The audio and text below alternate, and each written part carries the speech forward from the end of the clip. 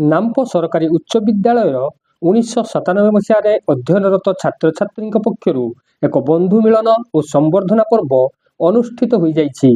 विद्यालयर प्रधान शिक्षक रंजन कुमार महांती सभापतित्व में अवसर प्राप्त प्रधान शिक्षक गौरीपद आचार्य, श्रीकांत परिड़ा, रविनारायण दास, चंद्रशेखर चंद, शांतनु सेन, शिक्षक रमाकांत प्रधान, संजय कुमार दास, चतुर्थ श्रेणी कर्मचारी पशुपति पात्र, प्राणकृष्ण दास, विद्यालयर परिचालना कमिटर सभापति निखिल परिड़ा प्रमुख मंचासीन हुई कार्यक्रम संपर्क में अभिभाषण प्रदान करथिले।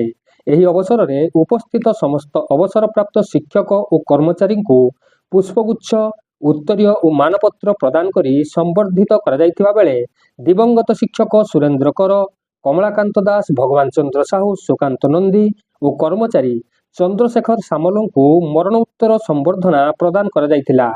माधवी षडंगी मंच आवाहन और परिचय प्रदान करथिले। संजीव जेना कार्यक्रम उद्देश्य संपर्क में आलोकपात करथिले।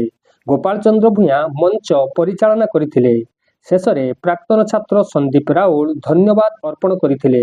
उक्त कार्यक्रम को नाम्पो सरकारी उच्च विद्यालय 1997 मसीह अध्ययनरत छात्र छात्री माने आयोजन और परिचालना करथिले।